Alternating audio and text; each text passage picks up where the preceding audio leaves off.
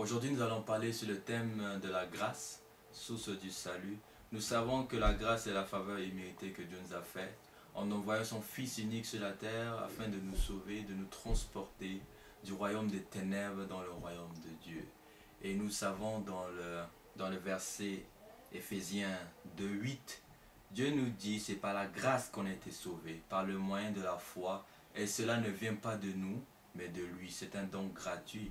Mais aussi dans le verset de Jean 3:16 où Dieu dit que Dieu a tant aimé le monde qu'il a envoyé son Fils unique afin que quiconque croit en lui ne périsse point. Donc on voit déjà là dans ce verset de Jean 3:16 que Dieu dit quiconque croit en lui et que cela est un choix personnel mais pas quelque chose qui est forcé. Celui qui croit vraiment que Dieu a envoyé son Fils unique, celui-là recevra la vie éternelle et sera sauvé. Donc si on analyse les deux versets dans Éphésiens 2:8 et Jean 3:16, excusez, Dieu nous parle de foi dans l'un et de croire dans l'autre. Est-ce que la foi et le fait de croire est quelque chose de différent? Nous savons que dans Hébreux 11:1, Dieu dit que la foi est la ferme assurance des choses à venir. Mais aussi la Bible nous dit que la foi vient de ce qu'on entend et que ce qu'on entend vient de la bouche de Dieu. Et ce qui vient de la bouche de Dieu est la parole de Dieu. Donc on peut déjà comprendre ici que la foi sans la parole de Dieu, la foi sans la parole de Dieu ne peut pas être debout. La foi vient avec la parole de Dieu. Et le fait de croire n'est qu'un aspect, de la foi. Donc le fait que tu crois au verset, que Dieu a dit ici dans Jean 3:16, le fait que tu crois à ce verset, tu as une foi parce qu'il y a la parole de Dieu. Et le fait que tu crois à la parole de Dieu, cela produit la foi. Et aussi dans la Bible nous dit que la foi sans les œuvres, cela ne sert à rien. C'est quoi les œuvres? Les œuvres, ce sont les actions. Donc une personne qui écoute, par exemple, un évangile de Dieu, où Dieu lui dit ce verset Jean 3:16 que j'ai envoyé mon Fils pour qu'il te sauve et pour qu'il te transporte du royaume des ténèbres au royaume de Dieu et que tu aies la vie éternelle. Si une personne croit à cette parole, il a une foi, mais cela ne sert à rien s'il n'y a pas une action qui se donne avec, parce que les œuvres, c'est l'action qui confirme ta foi. Les œuvres justifient la foi. Une personne qui entend cela va faire le premier pas de donner sa vie à Jésus. Va faire le pas, va dire, ok, j'accepte Jésus qui devient le pilote de ma vie, mon Seigneur et mon Sauveur. Et il va donner sa vie à Jésus, il va faire une sincère repentance. Et là, on va voir que tout cela va être une foi véritable en Jésus-Christ.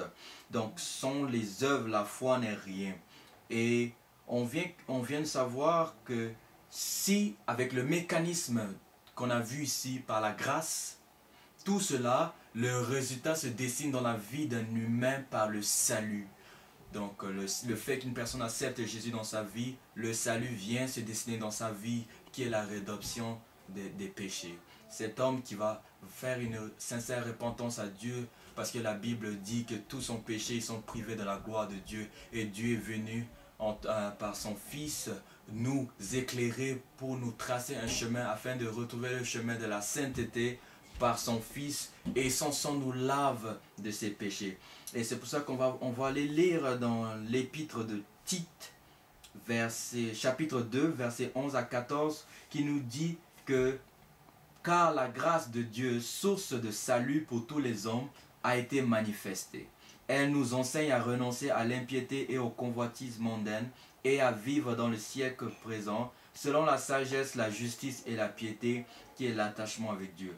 En attendant la bienheureuse espérance et la manifestation de la gloire du grand Dieu et notre Sauveur Jésus-Christ, qui s'est donné lui-même pour nous afin de nous racheter de toute iniquité et de se faire un peuple qui lui appartient, purifié par lui et zélé pour les bonnes œuvres. » Donc on peut déjà voir ici, cette grâce, c'est elle la source du salut. C'est elle qui nous enseigne les bonnes choses. C'est elle qui apporte le bonheur de notre vie. C'est elle qui nous arrache du monde et nous apporte à Dieu. Et cela gratuitement. C'est ni par les œuvres, c'est ni par la façon que je me comporte, ni par la bonne façon que j'essaie de faire mon mieux pour être sauvé. Non, Dieu nous donne, nous grâce, nous gracie seulement avec cette parole-là. Dieu nous donne la grâce, une faveur, juste en voyant Jésus-Christ pour nous gratuitement, qui s'est donné à la croix, tué pour nous laver et nous bénir de plusieurs bénédictions dans Éphésiens 1.3 il nous le dit, afin que nous soyons des saints,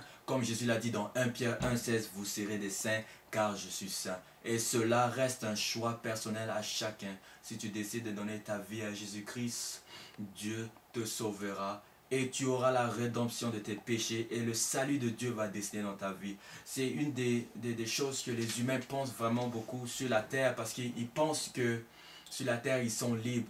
Personne n'est vraiment libre. Soit tu es influencé par le royaume des ténèbres, soit tu es influencé par le royaume de Dieu.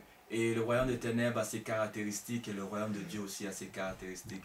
Que l'amour du Christ soit avec vous. Merci.